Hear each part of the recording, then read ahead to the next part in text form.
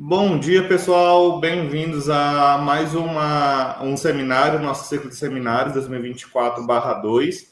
E hoje nós temos o prazer de receber aqui o professor Tiago, lá da UFV, que veio falar dividir um pouco do seu conhecimento, do que ele tem desenvolvido lá em Viçosa. Uma breve apresentação do professor Tiago.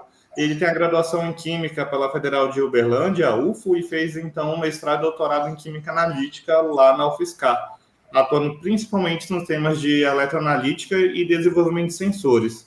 Hoje, como docente da UFV, docente pesquisador da UFV, além dos trabalhos de desenvolvimento de sensores, ele também trabalha com análise de corrosão, catálise para evolução de hidrogênio e também na recuperação de metais. Então, muito obrigado, Thiago, por ter topado aqui e doar um pouco do seu tempo aqui para a gente. Passar a palavra agora para o professor Keyley. Pessoal, bom dia a todos. É um prazer receber o Thiago aqui para falar um pouco. A formação do Thiago é na parte de eletroanalítica. A gente tem bastante aluno aqui, Thiago, que trabalha com materiais na área de... É verdade, temos. De eletroanalítica. Eu acho que isso vai ser bastante importante aí para esse grupo, né? E, enfim, seja bem-vindo aí, muito obrigado e bom seminário aí. Um abraço a todos. É com você, Thiago. Bom dia a todos, bom dia, professor Vitor, professor Keyley, que eu conheci hoje aqui virtualmente, né? Prazer conhecê-lo. Então, vamos lá. Como é que eu faço aqui? Eu já compartilhei a minha tela, você vai colocar ela... pronto. Ela já está aqui, agora é só colocar sua apresentação. O pessoal dos sensores aí deve estar chorando de alegria nessa sexta-feira, hein? Legal. Tá certinho a minha apresentação, Vitor? Tudo certo. Tá certo. Bem, bom dia novamente, pessoal. Bom dia a todos. Sejam aí bem-vindos à minha palestra, né? Obrigado pela presença. Gostaria de já começar agradecendo o convite do professor Vitor, né, para apresentar esse seminário aqui pelo Programa de Pós-Graduação Física e Química de Materiais. É um prazer enorme estar aqui hoje para poder compartilhar um pouquinho da nossa experiência a respeito, portanto, dos sensores eletroquímicos. Então, hoje eu vou falar um pouco de definições sobre os sensores eletroquímicos, sobre a parte de eletroanalítica, alguns conceitos essenciais, e depois eu passar para alguns exemplos de aplicações de dispositivos obtidos com nanomateriais alternativos, que é uma linha de pesquisa que a gente tem assim, se dedicado ultimamente no nosso grupo de pesquisa, o LAPEN, o Laboratório de Pesquisas em Eletroanalítica e Nanomateriais, localizado aqui na Federal de Viçosa. Então, mais uma vez, muito obrigado. Então, essa é a minha apresentação, pessoal, vou dividir ela em 3 momentos, né? Primeiramente, eu vou apresentar, então, algumas definições, como eu já comentei, exemplos de aplicação do nosso grupo de pesquisa e algumas considerações finais, perspectivas, a respeito do tema aqui do nosso seminário. Antes de passar para essa parte, então, mais técnica da minha apresentação, como o professor Vitor já gentilmente me apresentou, e agradeço por isso também, hoje eu sou professor da Universidade Federal de Viçosa, então, de onde falo no momento, né? Estou em Viçosa, né? Então, falar um pouquinho da nossa universidade. É uma universidade já bastante, assim, bem conceituada, né, no cenário mineiro nacional. É uma universidade com quase 100 anos de história. Então, estamos aí nos preparativos da celebração dos 100 anos de UFV. Aqui alguns números da nossa instituição, né, os nossos logos, o mais moderno e o clássico, né? Um destaque entre vários números da nossa universidade é que em 2021 a gente alcançou a marca de 50 mil formados pela UFV, foi uma marca bastante interessante. É uma universidade que desempenha suas atividades em 3 campi, aqui em Viçosa, onde eu, né, estou, então, trabalhando, e temos também atividades em Rio Paranaíba e Florestal.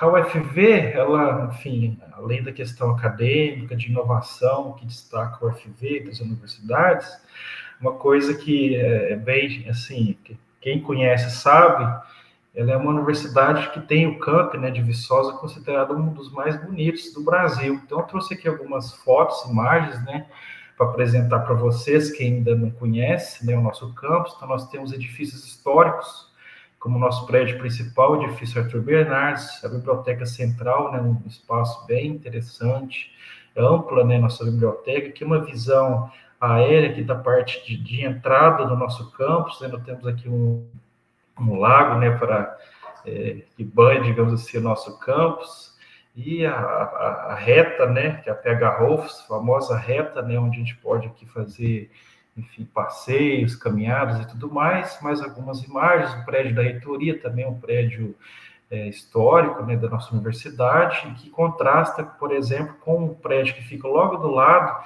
que é o Espaço Multiuso, Centro de Vivência, que recebe diversos eventos científicos e para o público, né, de Viçosa, externo, anualmente. E aqui é o clássico da UFV, que é a entrada principal com as 4 pilastras, com inscritos aqui nas 4 pilastras o lema da nossa instituição, em português de um lado e de outro em latim, que é estudar, saber, agir e vencer, o lema da UFV. Então, eu costumo dizer que eu tenho o privilégio, né, de todos os dias, quando vou para o trabalho, né, usufruir de um campus bastante conservado, muito bem cuidado, né, isso faz parte da marca da UFV, né. Bem, pessoal, então, feita essa apresentação, né, da instituição, gostaria de falar um pouquinho do nosso departamento. Então, eu sou professor do Departamento de Química. Aqui é uma foto do nosso prédio também, é um prédio relativamente novo, né, ele foi mudado de instalação em 2012, em torno disso, então não é um prédio tão antigo assim, perto de 100 anos de UFV. Então, é um departamento que roda, né, 2 cursos de graduação, é responsável por 2 cursos de graduação, Química e Engenharia Química, Química nos níveis de bacharelado e licenciatura, e nós temos 4 programas de pós-graduação, mestrado e doutorado em agroquímica e química pelo Multicentro em Química, mestrado em engenharia química e mestrado profissional em química. Além, então, de mencionar que o nosso departamento acaba sendo dividido em setores, eu estou alocado aqui no setor de química analítica e deixo, inclusive, aqui o link do nosso departamento para quem tiver interesse, saber um pouco mais sobre a gente, sobre os nossos colegas de departamento. E aqui, então, que fica localizado o nosso laboratório, etc., né? Bom, então, agora, feita essa apresentação, pessoal, vou falar um pouco, então, do tema, né, eletroanalítica. Quando a gente fala eletroanalítica, do que a gente está se referindo, né? Então, eletroanalítica, pessoal, ela vai entrar em uma daquela clássica subdivisão que nós temos dos métodos analíticos, os métodos instrumentais de análise, né? Então, a gente tem primeiro essa divisão entre métodos clássicos e instrumentais. No clássico, a gente tem a gravimetria, a volumetria, e nos instrumentais, a gente costuma fazer essa subdivisão, né, entre os ópticos, eletroanalíticos, cromatográficos. Então, é dentro desse contexto da química analítica, né, instrumental, que a eletroanalítica vai aparecer com um conjunto de técnicas possíveis, com diferentes princípios de funcionamento, naturalmente. Então, a gente tem a potenciometria, exemplos, né? Potenciometria, condutimetria, polarografia, voltametria, pirometria, são técnicas correlacionadas, coulometria e etc. Então, localizando dentro da química, a gente tem a química analítica e a química analítica instrumental e eletroanalítica, então vai entrar com, né, um arcabouço aí de técnicas dentro desse contexto. E na eletroanalítica, então, a gente trabalha com medições de propriedades elétricas, portanto, né? Que pode ser um potencial, corrente ou carga, que vão estar envolvidas, essas medidas, com reações, essencialmente reações redox, e explorar, então, essas medidas para os fins analíticos, né? Os fins analíticos, essencialmente, são fazer uma detecção, né, a parte qualitativa, e uma quantificação, a parte química analítica quantitativa. E é interessante que, então, dentro dessa definição ampla, assim, né, genérica, digamos, a gente vai tendo as subdivisões.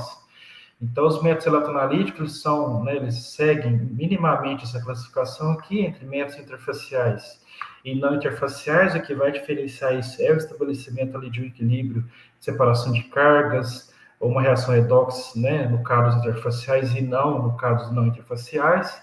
Dentro aqui dessa classe, a gente tem os sensores condutimétricos, medidas de condutividade iônica de soluções. E dentro dos interfaciais, os estáticos e os dinâmicos. Os estáticos, porque não há passagem de corrente elétrica. Então, a gente tem os sensores potenciométricos e os dinâmicos, que é aí que a gente trabalha bastante, né? Dinâmicos podendo ser com potencial ou corrente controlada. Então, veja que eu estou citando uma palavra que está se repetindo aqui, ó. Sensores potenciométricos, sensores voltamétricos, sensores condutimétricos. Então, acaba que dentro da eletroanalítica, para a gente desempenhar esse fim analítico, a gente vai ter, né, um dispositivo contendo lá um eletrodo, né, que a gente chama de sensor, tudo bem? Para poder fazer o reconhecimento seletivo ou específico da espécie de interesse que a gente precisa detectar e quantificar. Tá? Então, dentro aqui dos dinâmicos, a gente trabalha bastante com os sensores voltamétricos e amperométricos. E já que eu estou citando os sensores, como eu disse, é um termo que está se repetindo aqui dentro das classificações, gostaria de definir melhor o que vinha a ser um sensor, né? Porque a gente não tem só sensores eletroquímicos ou eletroanalíticos, né? Bem, o sensor, de forma geral, também vai ser um dispositivo, né, um sistema de análise, preferencialmente miniaturizado, que a gente vai, né, ter esse dispositivo respondendo à presença, a parte de quali, ou concentração de um analito. E para desempenhar essa função sensora, o dispositivo possui três componentes mínimos, né, que é o elemento, o sensor de reconhecimento da espécie de interesse, a espécie química, a espécie biológica, que a gente chama na química analítica de analito, portanto. Então, a gente precisa ter um elemento sensor de reconhecimento do analito, né, dentro ali de uma composição de amostra, o transdutor e o processador de sinal. Isso tudo está arranjado aqui nessa figura, nesse esquema, né?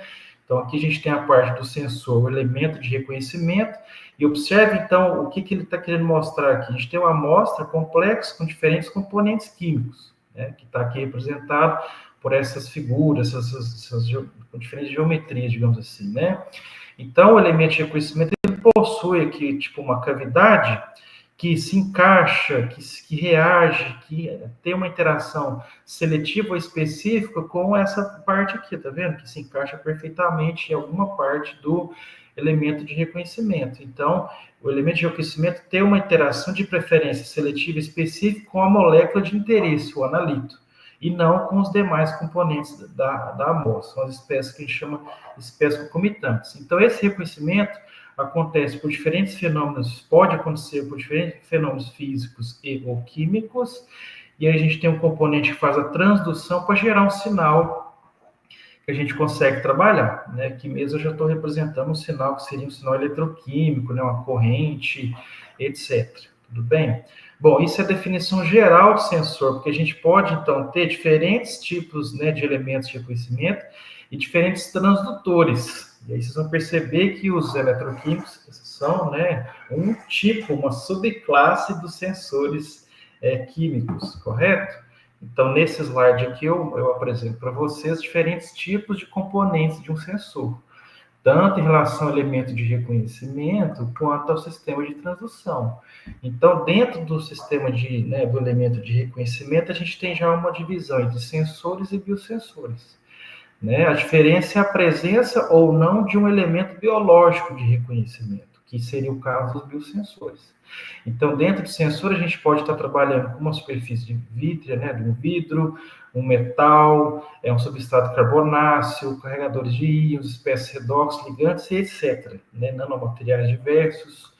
Em biosensores, a gente vai ter esses eventos, né, biológicos sendo explorados para fazer o reconhecimento. Então, a gente pode ter reações enzimáticas, né, processos biocatalíticos, antígenos, anticorpos, ácidos nucleicos, membranas, tecidos, células, enfim, diferentes tipos, então, de biosensores. Aí é natural que quando a gente trabalha com os biosensores, uma vantagem que a gente acaba tendo é a questão da seletividade, especificidade que é aprimorada com o uso, com a exploração desse reconhecimento mais seletivo, biológico, né? No nosso grupo de pesquisa, a gente foca mais nos sensores mesmo, tá? A gente ainda não tem assim, iniciativas bem consolidadas em biosensores, tudo bem? Pois bem, então a gente tem diferentes elementos de reconhecimento e agora o sistema de transdução, que também pode ser óptico, vários tipos, como vocês podem ver. A gente pode medir sinais eletroquímicos, que é aí que a gente entra, análise térmica, variações de massa, propriedades mecânicas, tudo bem? Então, então a gente tem eletroanalítica de forma geral, como uma parte da química analítica instrumental, como eu falei para vocês.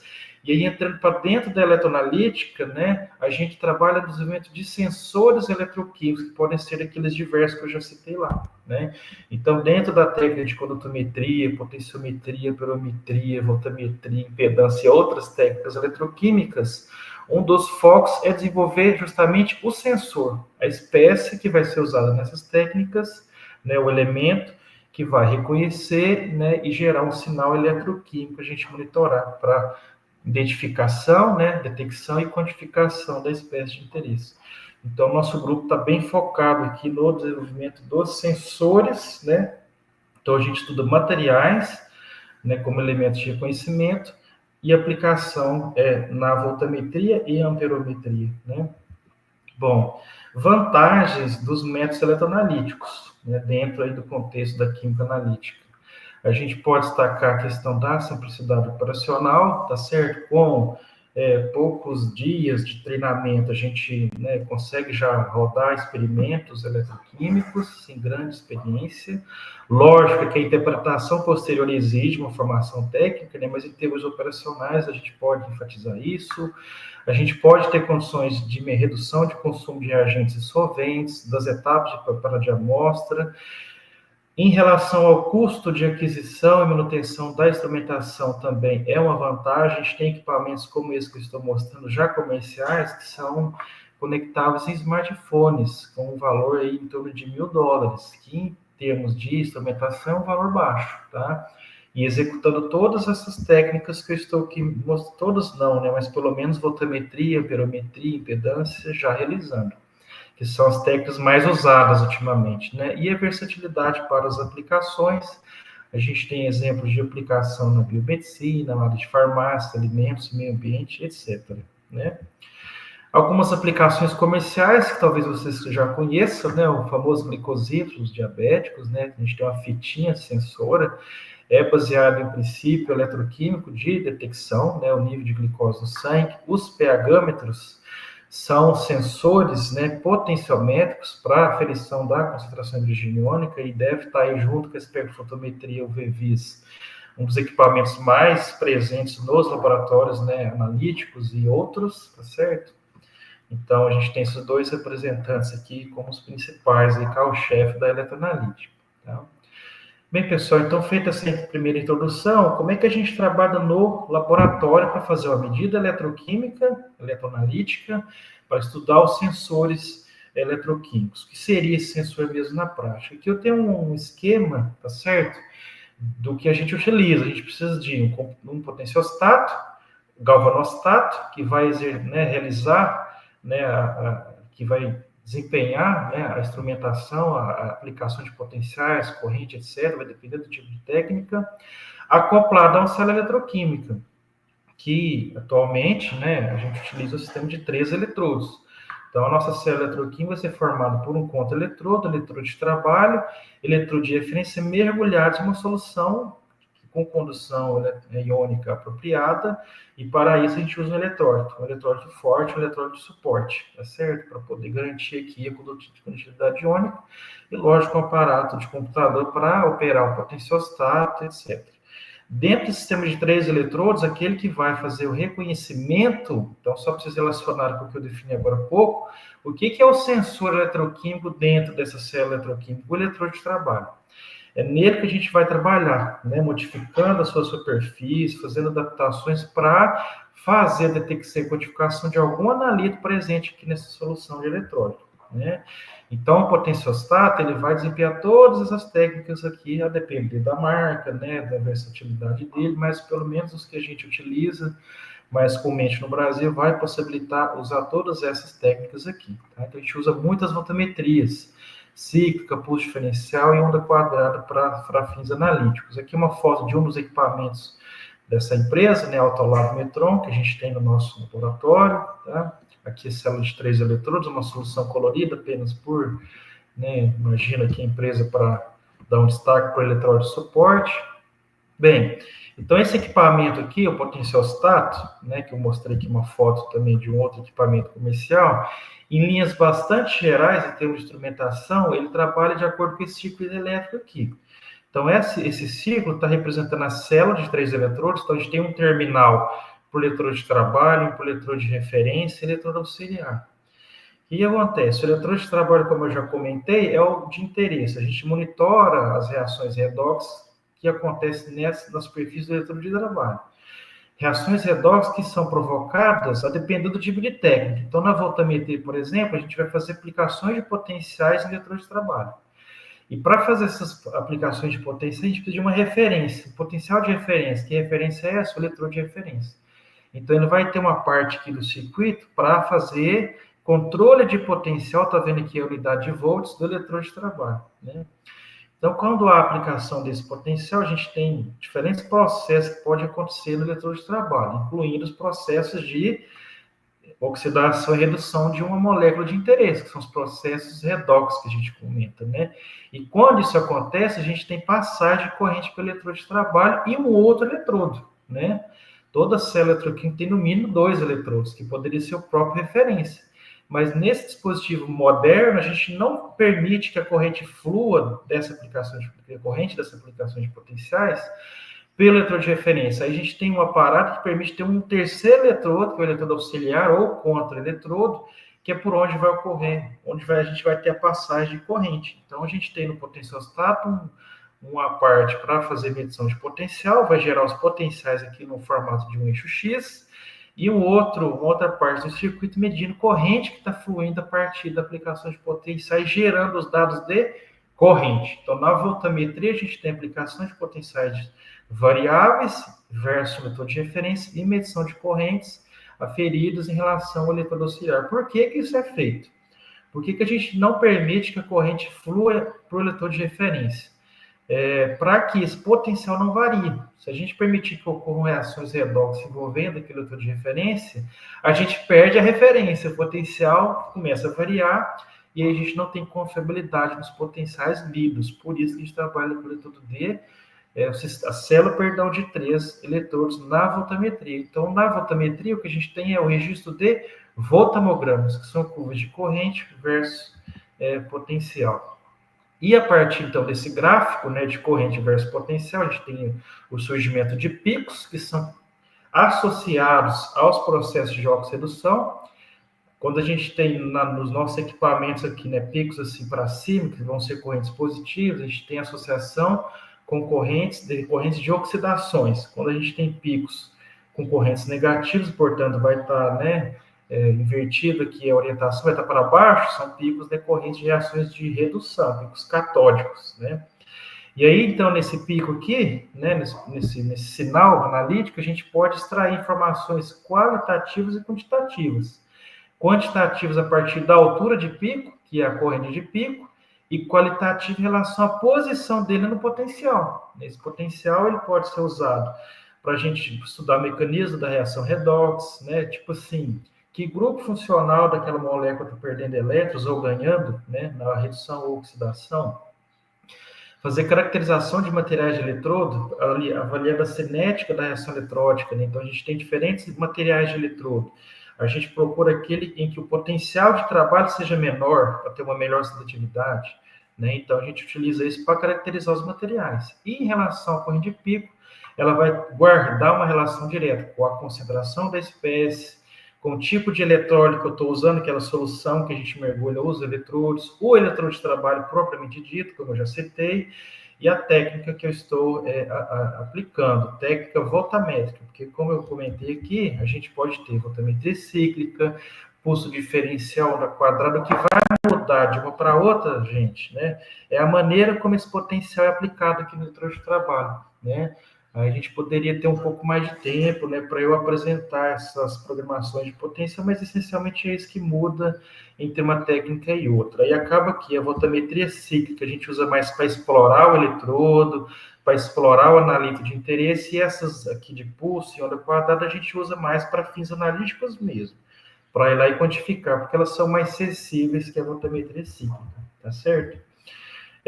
Aqui, então, aqui nesse slide eu tenho uma subdivisão das voltametrias. É interessante, então, né, que dentro da eletroanalítica a gente tem lá os interfaciais e os não interfaciais. Dentro dos interfaciais tem os dinâmicos e aparece voltametria naquele fluxograma inicial lá que eu mostrei para vocês. Aí dentro da voltametria a gente tem diversas ramificações. A primeira, né, se a gente está trabalhando em condições hidrodinâmicas ou estáticas, tem a ver com a solução de medida, se ela é estática, ela tem uma agitação, se ela é uma análise em fluxo, etc. A gente trabalha mais em condição estacionária, isso vai afetar o transporte de massa, tá certo? Então, a gente trabalha em condição estacionária. E aqui as voltametrias, então, a varredura linear de potencial, voltametria de pulso, voltametria de corrente alternada. O que está mudando é a maneira que eu estou trabalhando o potencial aplicado naquela célula que eu mostrei para você, no eletrodo de trabalho. A gente usa muito, então, a voltametria cíclica, a pulso diferencial, isso aqui vem do inglês, tá certo? E a onda quadrada, que podem ser associadas com uma técnica de redissolução, que nada mais é do que pré-acumular o analito. Deixa eu mostrar lá a célula de novo. O analito pré-acumular ele no eletrodo de trabalho por um determinado tempo e depois fazer a detecção. E aí ele vai ser redissolvido. Essa pré-acumulação tende a aumentar a sensibilidade ou reduzir os limites de detecção do eletrodo de trabalho. Então, a gente pode fazer isso também antes de fazer a voltametria, né? Pré-acumula e depois, por voltametria, a gente tem a redissolução, tá? Esse fluxograma aqui, pessoal, eu tirei do livro que nós publicamos recentemente, né? Convido vocês a conhecer a literatura, né, que a gente reportou. O livro Eletroanálise, Aspectos Teóricos e Práticos, um livro publicado pelo Dufiscar em parceria comigo, o professor Fatibello, Fernando de Moraes e Elton Cid, são professores lá da Universidade Federal de São Carlos, tá certo? É um livro que a gente trata de diversas técnicas eletroanalíticas, em especial as voltametrias, tá bem? Bom, para a gente, então, desempenhar todas essas voltametrias e ter bons dados analíticos, vai depender muito, como eu já falei, do eletrodo de trabalho, do sensor. Então, o eletrodo de trabalho tem que atender alguns requisitos. Tem um sinal analítico elevado, uma alta razão sinal-ruído, estabilidade química e física, seletividade, reprodutibilidade de condição, várias características que a gente pode conquistar ou aprimorar com o uso dos nanomateriais. Daí eu faço o link lá com a segunda parte do título da minha palestra, que são nanomateriais alternativos. Então, os nanomateriais, só aqui, né, reforçando para vocês são de um programa, né, que trabalha, né, com materiais, então você já deve estar sabendo bastante isso, é só um reforço, né? São materiais, por definição, que possuem no mínimo uma dimensão externa de 1 a 100 nanômetros, tá certo?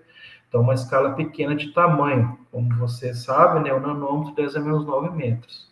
Os nanomateriais trazem, né, características interessantes para uso lá nas voltametrias, como alta área superficial, então isso aumenta a área de contato para interagir com o analito, versatilidade útil, a gente pode usar diferentes estratégias de modificação, funcionalização, etc.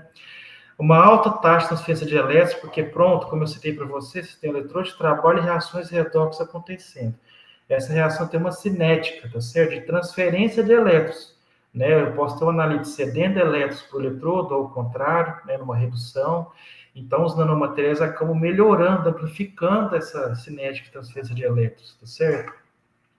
Maior sensibilidade, estabilidade, seletividade dos sensores e melhores limites de detecção. Lembrando que o limite de detecção é a menor quantidade, né, concentração detectável, né, pelo sensor. Então, quanto menor, melhor, né, que eu consigo pegar aquela espécie em níveis mais baixos de concentração, tá? Então, acaba que os nanomateriais são aí, né, bastante explorados em várias áreas, incluindo, então, os sensores e os biosensores, enzimáticos ou por afinidade, como os genossensores e imunossensores. Alguns exemplos de nanomateriais que são explorados em eletroanalítica, né, as nanopartículas, nanofios metálicos, tudo bem? Nanoporos, por exemplo, metálicos, né, de ouro, de platina, né, a gente já tem uma experiência disso, né, durante o meu doutorado sanduíche, né, na Virgínia, a gente trabalhou com ouro nanoporoso, né, tem uma área especial, uma porosidade controlável, né, que faz com que ele seja seletivo para algumas moléculas também, e os nanomateriais de carbono, que aí a gente trabalha bastante mesmo, como vocês vão perceber. Alguns representantes são os grafenos, né, nanotubo de carbono, e um material que a gente tem usado bastante, que é o carbon black, né, ou negro de fumo, que é um material condutivo, de baixíssimo custo, tá certo? Com uma química de superfície bem interessante, né? Então, a gente tem uma boa experiência no uso desse material também, tá? Bem, pessoal, eu sei que foi bem rápido aqui, tá? Eu não consegui aprofundar bastante em algumas definições, mas é só para dar um contexto geral, então, né? Então, nesse momento, eu espero que vocês estejam aí localizados dentro desse contexto geral, né? Da analítica, da análise instrumental, dos métodos eletroanalíticos, e aí a gente entra com os sensores, diferentes tipos de sensores, né? Voltamétricos, amperométricos, impedimétricos, que no no nosso aparato experimental é o eletrodo de trabalho, perfeito? Que é os eletrodos de trabalho, um dos componentes de um sistema de 3 eletrodos, tá? Onde a gente tem, no caso das voltametrias, medições de corrente decorrente de uma aplicação de potenciais. E para intensificar esse sinal de corrente é que a gente utiliza os eletrodos de trabalho modificados, tá certo? Quimicamente modificados com nanomateriais. É uma linha de trabalho, né, muito explorada nos últimos anos. Então, dentro desse contexto geral que eu tentei passar para vocês, nesse overview, eu vou agora, então, entrar em coisas que a gente faz mesmo, né? Então, agora, exemplo de aplicações em eletroanalítica são contribuições recentes do nosso grupo de pesquisa, que, como eu já citei, está sediado, né, localizado aqui na UFV. Então, gostaria de apresentar um pouquinho do nosso grupo para vocês e entrar nesses exemplos de aplicações, tudo bem? Então, o LAPEN, né, o Laboratório de Pesquisa em Eletroanalítica e Nanomateriais, ele foi fundado em 2021, então é um grupo de pesquisa ainda jovem, né, em decorrência da minha contratação, né, eu fui contratado aqui no último concurso de Química Analítica de 2020, tudo bem? E hoje nós temos aqui um grupo que está formado por 14 estudantes, tá certo? Nós temos estudantes de pós-graduação, né, tanto a nível de doutorado quanto mestrado, né? Então, a gente tem Alexandre, o Rafael, o Gil, a Aline Letícia, são estudantes de pós-graduação e estudantes de iniciação científica, né? Em Química, Engenharia Química e Engenharia Ambiental, né? Então, o Alencastro, as Déboras, né? Fraga Fontes, Verônica, o Leonardo, a Denise, Marcela, Manacha, Lucas e Júlia. Então, essa é a nossa equipe atualmente, trabalhando em diferentes linhas, inclusive a parte de eletroanalítica que vem da minha formação básica, né? Então, algumas fotinhas da nossa equipe, né? A equipe de 2023, já do ano passado, a equipe de 24 já deu uma crescida. Tá aqui uma fotografia que a gente fez esse ano em frente lá aquele edifício histórico que eu mostrei para vocês, o Arthur Bernardes, né? Do nosso time atual.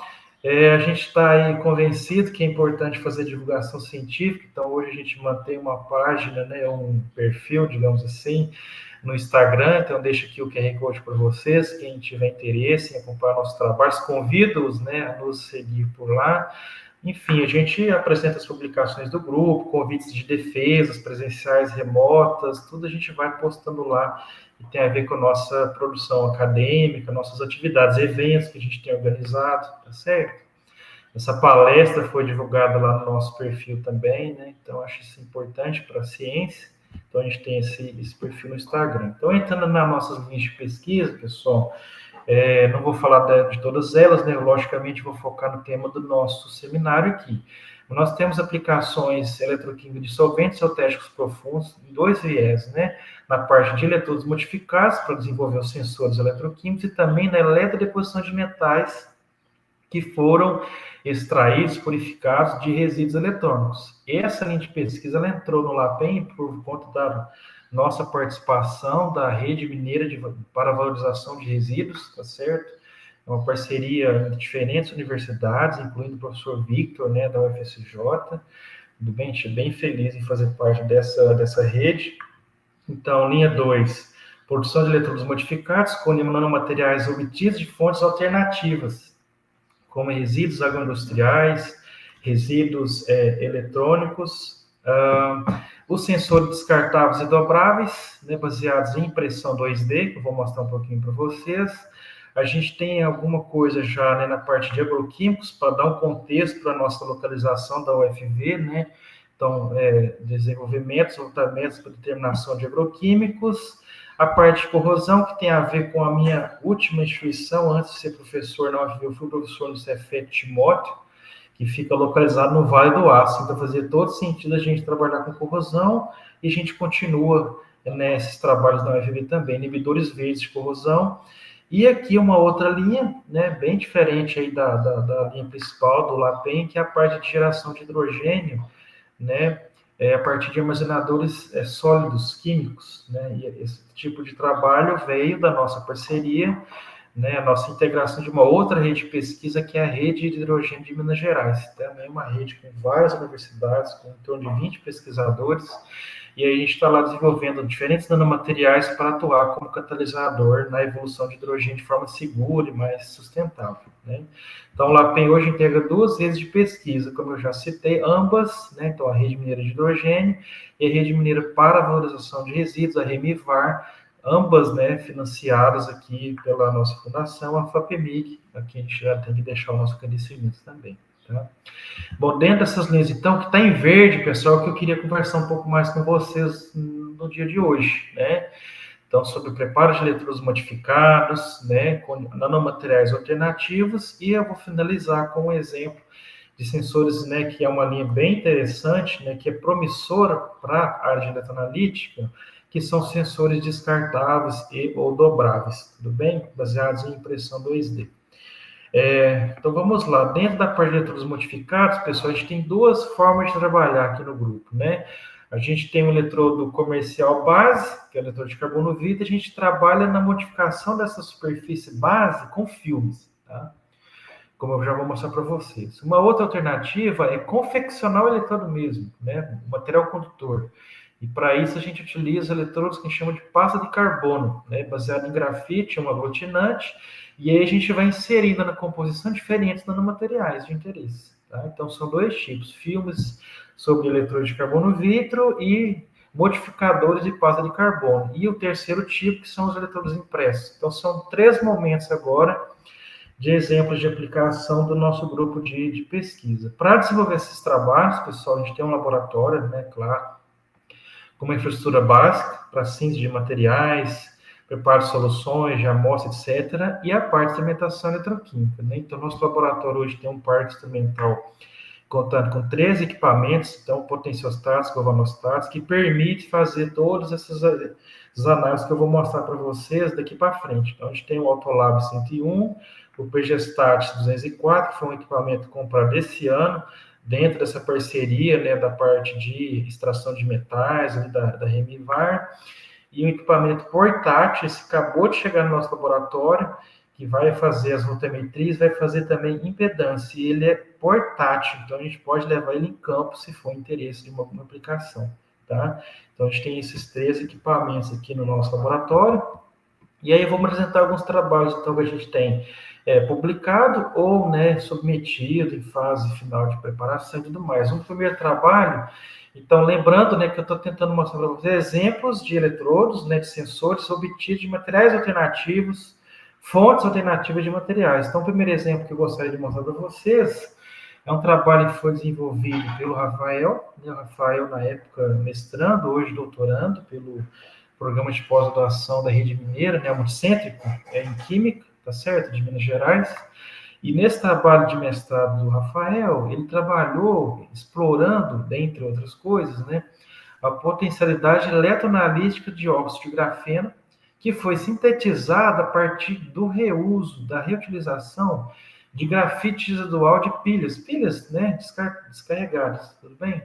Então, a gente publicou isso no esse trabalho, né, no Microquímica Acta, o ano passado. Aqui tem o esqueminha do trabalho, né? Então, a gente pega aqui, recupera o grafite da pilha, aplica o método de Hammers para preparar o óxido de grafeno e prepara eletrodos de carbono vitro modificados com filme de óxido de grafeno. A gente faz a redução eletroquímica para melhorar a condutividade. E aí a gente testou na análise de uma sonda redox, que foi o ferricianeto de potássio, e analitos orgânicos, né? Com prova de conceito, paracetamol e a hidroquinona, tá certo? Então aqui nós vamos apresentar um pouquinho mais sobre isso. Na parte de preparação, a gente recupera aqui, né, o cátodo de grafite, faz uma maceração para ter o pó desse material e aplicando o método de Hammers chega no óxido de grafeno. Para utilizar na modificação do eletrodo, a gente não consegue usar o pó direto, na forma como a gente faz aqui. Então, a gente prepara uma dispersão, 2 mg de óxido de grafeno e 1 ml de DMF, leva em banho ultrassom, isso numa Eppendorf mesmo, né, um microtubo de 2 ml, e dispersa o material, para ter uma dispersão homogênea. E daqui a gente coleta 8 microlitros com uma micropipeta, naturalmente que não está em escala aqui, né, esse eletrodo é pequenininho, ele tem no máximo, assim, de altura, né, de comprimento, uns uns 10 centímetros no máximo, e o eletrodo mesmo, que é um teflon aqui, né? O eletrodo é essa parte circular, que é o carbono vítreo, 3 milímetros. Então, são apenas 8 microlitros, deixa secar, evaporar o solvente, a gente tem o grafeno, o óxido de grafeno depositado no carbono vítreo, formando um fio. Beleza? E aí esse material, então, a gente caracterizou por diferentes técnicas, né? E eletroquimicamente também, por voltametria cíclica, voltametria linear e voltametria de pulso diferencial para aqueles analíticos que eu já mostrei para vocês. Algumas breves caracterizações, né? A parte de infravermelho, a gente verifica que, então, o grafite preliminar e o óxido de grafeno obtido com, né, um perfil bem similar, com intensificação de bandas, né? Correspondente a grupos funcionais oxigenados, né? Então, servindo de evidência da conversão de grafite em óxido de grafeno. Aqui as microscopias de transmissão e MEV, né, mostrando a presença de folhas de grafeno, uma superfície rugosa na parte do MEV, tá? A gente tem outras caracterizações também. E aqui a parte eletroquímica. Então, aquele eletrodo de carbono vítreo contendo GO já pode ser usado, né, como eletrodo de trabalho. Mas o óxido de grafeno, ele tem baixa condutividade, né? Então, uma coisa que a gente precisa fazer para melhorar a condutividade e, por consequência, o comportamento eletroquímico, como eu vou mostrar para vocês, é a redução do GO.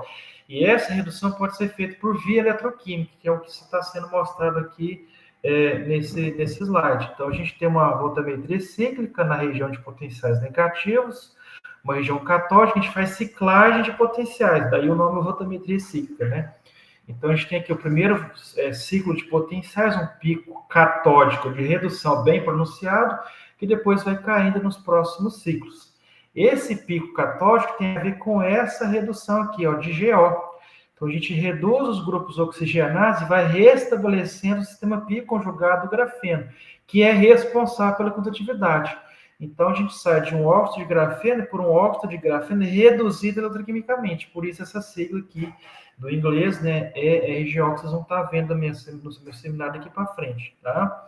Então, a ideia é, a gente tem que ter o GO, né, na parte de síntese química, mas para fins eletroquímicos, a versão reduzida é melhor. Então, a gente pode fazer isso por redução eletroquímica in situ, né, e já usar o eletrodo na sequência para fins eletroanalíticos, tudo bem? Então, a gente vai ter daqui para frente diversos resultados testando esses eletrodos. O carbono vítreo não modificado, modificado com filme de óxido de grafeno e com filme de óxido que foi reduzido eletroquimicamente, tá? Então, aqui são os resultados com a sonda redox, tem um par de ferro 2, ferro 3, né? Então, a gente tem a oxidação e a redução, essencialmente, aqui na voltametria cíclica, pico anódico, pico catódico. E um bom resultado é, nesse caso, de alta intensidade, sinal, né, de corrente, e de separação de potenciais mais baixos. Significa que essa transferência de elétrons é facilitada. Então, a gente observa aqui, ó, nessa comparação, é sempre o branco e o analito, né? Então, a gente tem a comparação só da presença do ferri, em azul o filme reduzido, olha como é que aumenta o sinal e diminui a separação de potenciais de pico. Então, que é um resultado interessante e importante. Lembrando que esse óxido de grafeno reduzido, esse comportamento que eu estou mostrando, ele já é conhecido na literatura, ele é esperado. O que era a novidade desse projeto é o grafeno ser obtido do resíduo de grafite, né? O óxido de grafeno ser obtido do grafite residual de pilhas, tá certo? Então, a gente obteve um resultado similar com o resultado da literatura obtido com grafite comercial de alta pureza, né? Aqui o paracetamol, que é um fármaco, tá certo? Então, você vê que tem picos bastante separados no carbono vítreo, no GO, e quando eu coloco aqui, né, a redução, olha como eles ficam, né, mais simétricos, de alta intensidade, e uma separação de potenciais bem menor, né? A gente observou esse comportamento tanto para o paracetamol como a hidroquinona, né, o composto fenólico, e na hidroquinona especialmente fica bastante alinhado nos picos de oxidação, de redução, então mostrando aí o potencial eletroquímico, né, desse material. Aqui são os parâmetros, né, que a gente extrai dos voltamogramas cíclicos, né, a separação de potenciais de pico anódico e catódico, e a razão entre as correntes de pico anódico e catódica também. Tá tudo mostrado aqui. A gente fez também, eu não mostrei aqui, estudos com velocidade varredor de potenciais, né, para a gente calcular uma constante bem interessante, que é o K0, a constante de transferência heterogênea de elétrons. Então, quanto maior essa constante, mais rápida essa transferência de carga. A gente observa que no material com grafeno reduzido, ela aumenta em ordem de 1000 vezes, ou 1000 vezes a ordem de grandeza, ela aumenta em 1000 vezes. Né? Então, esse resultado foi bastante interessante do ponto de vista eletroquímico. E do ponto de vista analítico, a gente tem que variar concentrações, né? Então, a gente construiu curvas analíticas com carbono vítreo, o filme com GO e RGO para paracetamol e hidroquinona. Então, a gente observa que nos dois casos, a curva, né, analítica, corrente de pico versus concentração de paracetamol ou hidroquinona, ela fica mais inclinada, significando, então, que tem uma melhor sensibilidade analítica. E para fins analíticos definitivos, para a gente pensar em aplicações, a gente troca de técnica. Aqui a gente usou a voltametria de varredura linear, tá certo? Que é similar em termos de aplicação de potenciais à voltametria cíclica, e a gente usou uma voltametria pulsada, agora por ser mais sensível. Então aqui a gente está variando de novo a concentração, de 1 a 7 ou 1 a 8 para paracetamol e hidroquinona, aqui as faixas lineares obtidas e as curvas de calibração. Os limites de detecção obtidos foram de 0,14 micromol por litro e 0,65 micromol por litro, que são competitivos com os sensores já reportados na literatura. A gente sempre faz aplicação em amostras fortificadas. A gente fez aqui o paracetamol em urina sintética e hidroquinona em água de torneira, né, como uma prova de conceito, obtendo recuperações próximas de 100%, mostrando então a exatidão do sensor proposto. Aí, conclusões gerais desse trabalho, né? Então, lembra, né, que a gente usou um grafeno obtido de resíduo com características eletroquímicas similar àquelas reportadas na literatura com grafeno obtido de material PA. Então, isso foi bastante interessante. E essa arquitetura de sensor pode ser explorada para outros diferentes fins aí analíticos, tá certo? Bom, a gente tem agora um outro exemplo, trabalhando com nanopartículas metálicas obtidas por via verde. Então, eu vou apresentar o trabalho da Laís. Ela realizou mestrado com a gente, ela era aluna do Cefet, então da minha última instituição, né? Eu era orientador lá no POSMAT, Programa de Pós-Graduação em Engenharia e Ciência de Materiais. Então, o trabalho dela foi publicado esse ano no Journal of Solid State Electrochemistry, onde ela trabalhou com a detecção, né, de ciprofloxacina, um antibiótico, usando um eletrodo de carbono vítreo de novo, mas agora modificado com carbon black, um nanomaterial carbonato de baixo custo, e nanopartículas de prata obtidas por via verde, tá? Então, aqui a gente tem alguns detalhes experimentais de como ela preparou as nanopartículas. A gente usa chá mate, tá certo? Para poder fazer a redução química, porque esse chá possui compostos fenólicos, redutores, né, naturais. Então, ela prepara aqui, né, o chá, literalmente, tá certo? Compra no supermercado e faz o chá nessas condições de tempo e temperatura, tá certo? E aí ela vai adicionando o sal precursor de prata, nitrato de prata, no extrato, né, que ela obteve aqui no chá diluído. E mantém isso em agitação constante por 2 horas, e ao longo desse tempo a gente vai vendo até a mudança de cor, né, da solução, tendo um tom mais amarronzado do chá, vai ficando mais amarelado, né, por conta aqui da presença das nanopartículas de prata, tá certo? Aí, para preparar o eletrodo, nesse caso, a gente prepara uma dispersão de novo, então a gente sempre parte para essa dispersão, né? Lá no trabalho do Rafael, a gente usou de uma DMF para dispersar o GO. Aqui a gente já usou uma outra coisa que a gente tem experiência também, que é o uso do biopolímero quitosana reticular quipicloridrina. Então, a gente mistura aqui em proporções devidas, né, como vocês podem ver, de volume, quitosana, epicloridrina, carbon black com miligrama no material de carbono e a nanopartícula de prata obtida por via verde, né? São condições otimizadas. Nesse caso aqui, a gente acelerou o processo, não deixou o overnight para secar, a gente conseguiu uma lâmpada de infravermelho que seca mais rapidamente, de 20 a 25 minutos, obtendo então um filme com o polímero prendendo os nanomateriais de carbon black e nanopartícula de prata. A gente fez também diferentes caracterizações e estudos eletroquímicos, né? Então, alguns resultados, a gente fez aqui a parte de UV, onde é possível ver a banda plasmônica típica das nanopartículas, uma fotografia da dispersão estável de nanopartículas de prata obtidas. A gente fez também medidas de potencial zeta e DLS, então o diâmetro médio de nanopartículas em torno de 52 nanômetros, e um potencial de -10, que indica a estabilidade das nanopartículas sintetizadas. E por voltametria, já usando o eletrodo modificado, né, com carbon black apenas em vermelho e com nanopartículas em azul, a gente tem um pico de oxidação, de redução, que é típico da prata. Então, mais uma evidência que a gente conseguiu inserir prata metálica na superfície eletródica, né? Aqui a microscopia de varredura, né, do carbon black, são nanopartículas esféricas que se aglomeram, e aqui das nanopartículas de prata e do material juntando os dois. Então, a gente vê alguns pontinhos aqui, né, indicando a presença das nanopartículas sobre a superfície carbonácea do carbon black.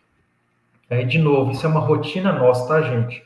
Preparou o eletrodo modificado, a gente faz a caracterização eletroquímica com uma sonda redox, que tem um comportamento bem conhecido, e depois estuda a aplicação de interesse. Então, aqui a gente tem, de novo, aquele comportamento reversível, né, dos eletrodos e uma intensificação de sinal com as nanopartículas de prata.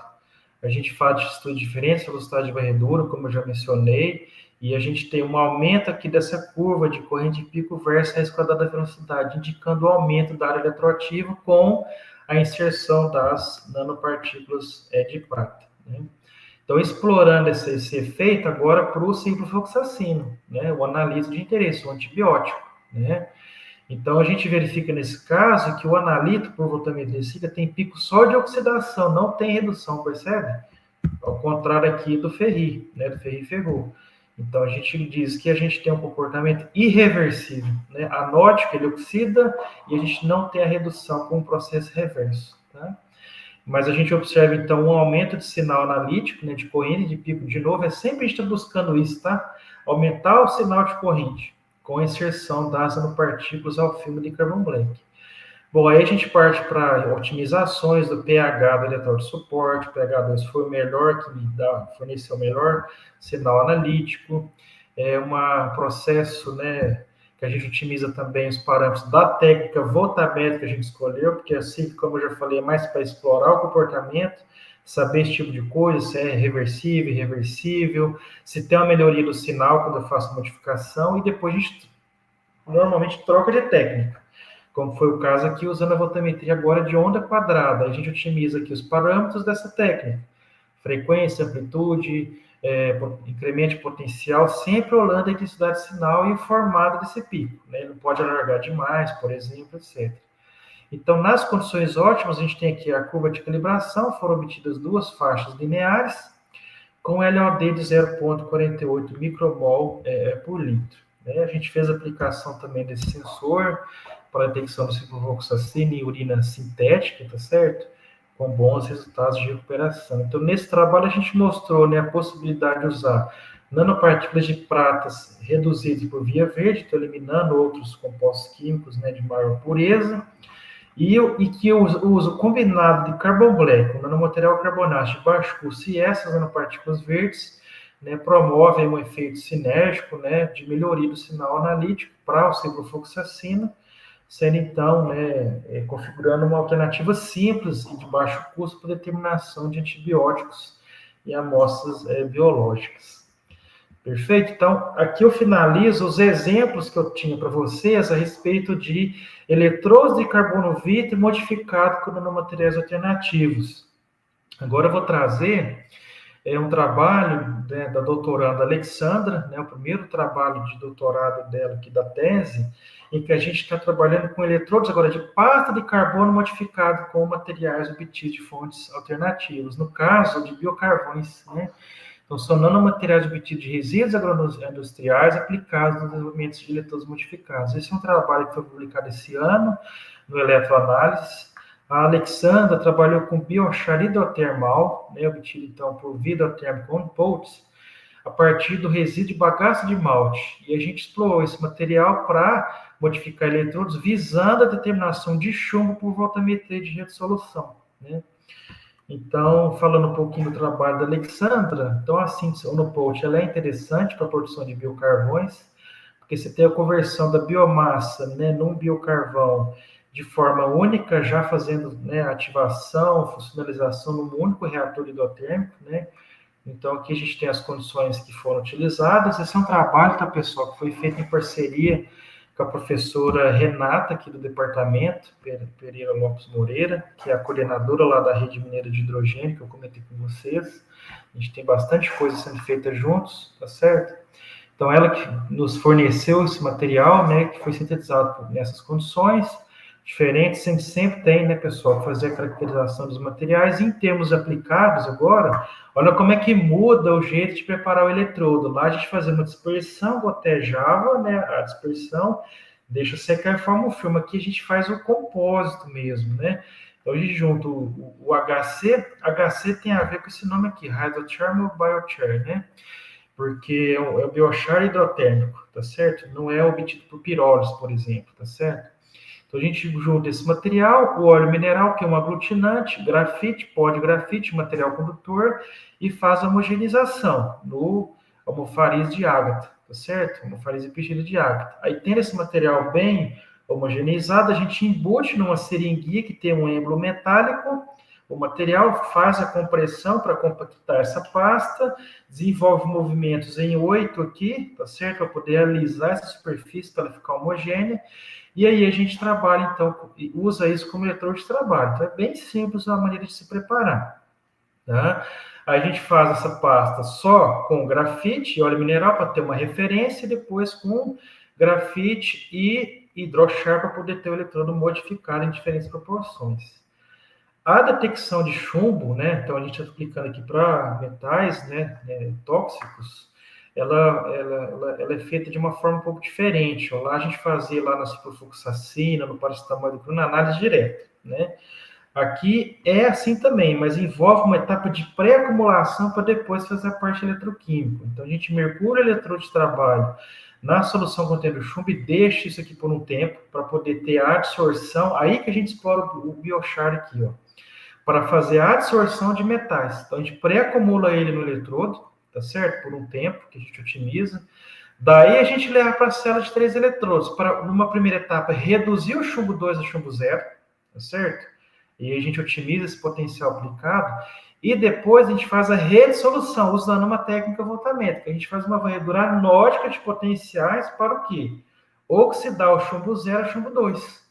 E aí a gente vai ter um sinal de pico anódico, porque pronto, é uma oxidação. Entenderam? Então a gente tem chumbo 2, faz a adsorção, a pré-acumulação, uma etapa de redução eletroquímica e redissolução do metal para, portanto, fazer a detecção daquela... E aí essa corrente de pico vai guardar uma relação com a concentração de chumbo presente aqui na solução ou na amostra de interesse, né? Então, eu vou tentar acelerar aqui, porque meu tempo já deve estar quase, se não já estourado, né, Victor? Para a gente finalizar no prazo, né, sem muitos atrasos. Aqui algumas caracterizações, né? Biocarvão, a gente faz muito esse estudo da determinação do potencial de carga zero para ver como que é a distribuição de cargas, né, positiva ou negativa em relação a esse pH, né, de potencial de carga zero, porque isso influencia na absorção das espécies eletroativas. No caso é chumbo 2, ele tem carga positiva, então um biochar com a carga mais negativa favorece a sua absorção por interações eletrostáticas, que a gente vai ver daqui a pouco, né? O MEV do biocarvão, né, é tipo desse material, né, superfície irregular. Aqui eu tenho, então, a parte eletroanalítica, tá certo? Focando mais nisso, então.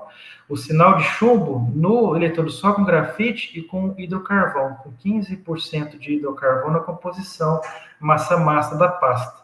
Então, a gente verifica uma intensificação de sinal do chumbo absorvido, então, de 40%, né, com a inserção de biocarvão, né, do hidrocarvão, que foi obtido por síntese endotérmica em uma única etapa, sem nenhuma etapa adicional de ativação, que geralmente tem que ser feita com os biocarvões obtidos de pirólise, e a gente tenta aqui a substituição do grafite por um material obtido de resíduos de agroindústria, tá?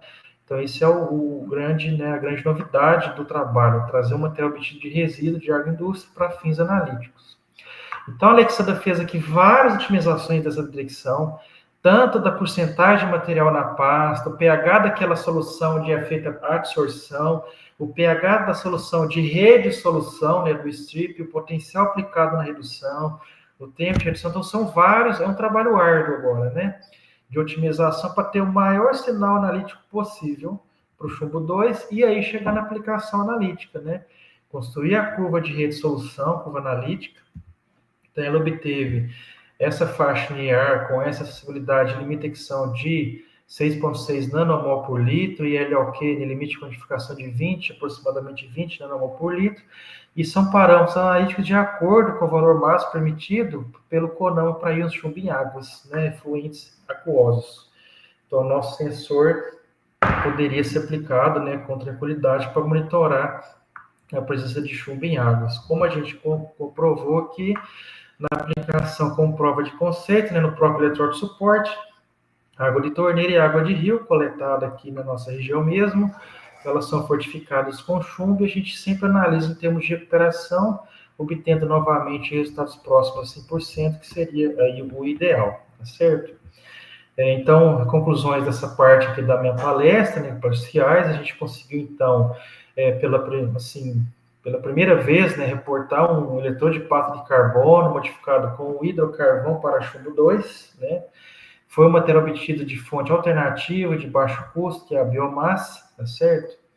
E abre-se, então, aqui uma oportunidade de vários outros trabalhos em eletroanalítica, e que a gente já tem explorado. A gente tem usado agora esse hidrocarvão como suporte de nanopartículas, tudo bem?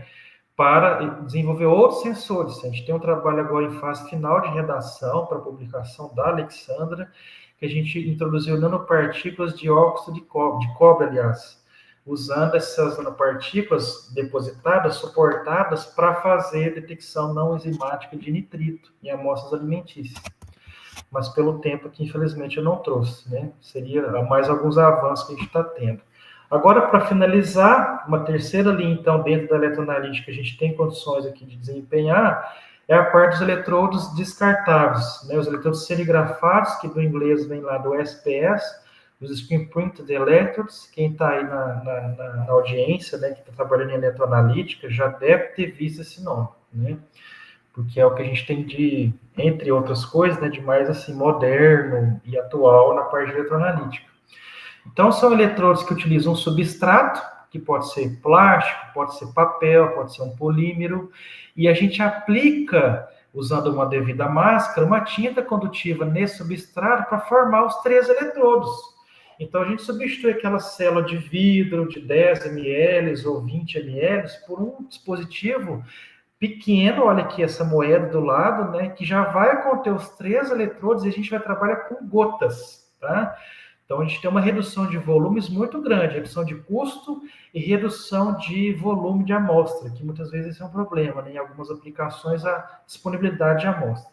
Então, são sistemas obtidos por impressão de eletrodos, como eu mostrei, a impressão 3D, porque a gente imprime uma máscara, né, que tem o desenho dos eletrodos e aplica uma tinta condutora. Isso que é a impressão que eu me refiro aqui do processo de screen print, né?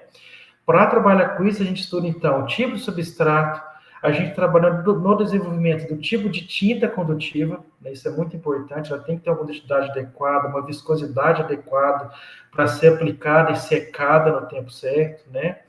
E a gente pode também trabalhar na composição dessa tinta, com diferentes nanomateriais, elementos de biorreconhecimento, etc. São, então, materiais que têm vantagem a fácil produção. A gente pode usar substratos flexíveis para algumas análises, por exemplo, biológicas. A gente tem muita análise de suor e pele. Então, a gente tem que fixar, são sensores vestíveis, né? O sensor na pele. Então, ele tem que ser flexível, maleável e manter a sua performance analítica, né? São de baixo custo e a gente tem a possibilidade maior de usar esses sistemas de análise em loco, né? Em campo mesmo. Tá? Então, aqui só reforçando, então, o sistema de 3 eletrodos está aqui impresso. O eletrodo de trabalho no centro, contra-eletrodo na borda e uma referência aqui, que pode ser uma tinta de prata que a gente pinta ou mesmo uma tinta de carbono sendo depositada. Dentro desse contexto, eu vou apresentar também um outro trabalho da Alexandra. A Alexandra passou um tempo na UFSCar em Araras, sob a supervisão do professor Bruno Janegides, é um parceiro nosso aí já de longa data do laboratório, e ela foi lá justamente para pegar o know-how de como preparar esses eletrodos, screen printing, né, os SPS. Então, é um trabalho que ela desenvolveu lá e já está, né, já colocou em prática aqui também no LAPEN na UFV. A gente tem a estrutura para preparar esses eletrodos, né, que é a menina dos olhos hoje aqui do nosso grupo, né, trabalhar com sistemas alternativos e de baixo custo. O que a Alexandra desenvolveu aqui, então? Um eletrodo impresso em papel sulfite, papel A4. Então, o substrato é de papel. Então, é um dispositivo analítico baseado em papel, um PAD, né? Paper Based Analytical Device. E ela usou isso para fazer a detecção eletroquímica de bisfenol A em alimentos, em águas, né? E a tinta condutiva que ela desenvolveu é baseada lá com o professor Bruno em Carbon Black e grafeno, né? Então, vou mostrar aqui rapidinho para vocês. A gente tem 3 etapas, então, no trabalho. Primeiro, preparação da tinta, usando um aglutinante de baixo custo, usando materiais de carbono, Carbon Black e grafeno, para ser uma tinta condutiva. Então, ela mistura esses materiais em devidas proporções, leva numa centrífuga simétrica para fazer a homogeneização, e a gente tem a tinta condutora, contendo diferentes teores de grafeno, de 0 a 5%. A gente queria ver se introduzir grafeno. Esse é um grafeno comercial, tá, pessoal? Na tinta de Carbon Black, a gente tinha alguma melhoria da resposta eletroquímica. Para preparar os eletrodos, a gente usa uma impressora de recorte, silhuete, que vai permitir pegar um adesivo e imprimir o formato desejado dos eletrodos. É um adesivo, tá certo? Então, aqui está o formato que a gente utilizou, eletrodo de trabalho, contra eletrodo em volta e referência. Então, a gente pega esse adesivo e cola num papel A4, tá certo? E aí a gente vai, com uma pinça, removendo aqui, né, o adesivo que corresponde ao formato aqui do desenho, depois ela vem e com uma espátula espalha a tinta e ela vai ser, então, depositada no papel apenas aqui onde a gente tem a máscara, né, a região ali do adesivo, livre do adesivo, portanto, tá certo? A gente tem a impressão do formato desejado no papel, tá certo? Lembrando que esse papel, porque a gente usa solvente aquoso, né, para melhorar a resistência ao meio aquoso, a gente aplica também um impermeabilizante no papel para depois fazer esse processo de impressão.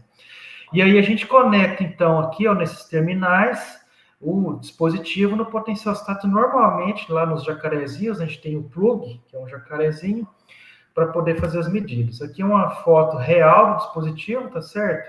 O papel impermeabilizado, os eletrodos impressos e uma outra adesivo colorido aqui limitando a área eletroativa de detecção, né? Então, o que a Alexandra faz é vir com a micropipeta e depositar aqui alguns microlitros para cobrir os eletrodos e está pronta a medida, né? Assim, está pronto para fazer a medida. Então, aqui é um eletrodo de até 3 centímetros, perdão. Então, pequeno, dobrável, maleável, de baixo custo, né? Aqui a caracterização eletroquímica novamente, nesse caso não foi feito ferricianeto, foi o ferrocenometanol, o FCN. Então a gente tem o branco e os sinais rotamétricos, né, na presença dessa sonda redox. Com os diferentes eletrodos testados, que é só Carbon Black e grafeno, tá certo? Na proporção de concentração de 1, 13 e 5% massa-massa naquela tinta que eu mostrei para vocês, tá? Então aqui os parâmetros eletroquímicos extraídos, a razão de corrente de pico anódico catódico, que foram, né, iguais a 1 em todos os casos, o que é bom, então a gente tem uma boa reversibilidade, e o delta E, a diferença de potencial de pico, que tem que ser o menor possível, como eu já adiantei para vocês. Então, vocês observam que à medida que eu vou inserindo aqui grafeno, esse delta E vai diminuindo, vai melhorando a cinética de transferência de carga, tá? Então, a gente explorou isso um pouco mais, pegando aqui o de 5%, que tem o melhor resultado. Fizemos aqueles estudos em diferentes velocidades de varredura. A gente confirma, né, que a corrente de pico variou linearmente com a raiz quadrada da velocidade nos dois casos, mostrando, né, que a corrente de pico foi controlada pela difusão, e a gente tem, então, condições de aplicar a Rendo-Cevic para achar a área atrativa. A gente observa que ela não muda muito mesmo, por isso que os sinais de corrente de pico anódica são muito similares entre os eletrodos com e sem Carbon Black, mas agora, pegando o delta E para calcular aquela constante caseira que eu já mostrei para vocês, ela dobra quando eu tenho o grafeno. Então, a cinética de carga é amplificada, ela é melhorada, justificando, então, o uso de uma pequena porcentagem de grafeno na tinta de Carbon Black. Então, agora ela escolheu esse eletrodo, esse sensor, para fazer detecção de bisfenol, por voltametria de onda quadrada. Aqui eu estou pulando várias otimizações que ela realizou, né, naturalmente. Aqui a parte já de aplicação. Então, temos a curva analítica, que são fototomogramas obtidos em diferentes concentrações de bisfenol, que tem um sinal anótico irreversível, tá certo? Aqui a curva analítica, tudo bem? Faixa linear de trabalho, sensibilidade, limite de detecção e quantificação novamente, né, de 1,7 micromol por litro e 5,1 micromol por litro. Aí ela tem, né, uma tabelinha comparando. A gente sempre também, né, no final, compara os parâmetros analíticos com outros sensores reportados na literatura para ver se é competitivo. E é com essa vantagem, né, de ser de baixo custo, baseado em papel, primordialmente com carbon black, que é um nanomaterial de baixo custo. A gente consegue carbon black por doação da empresa.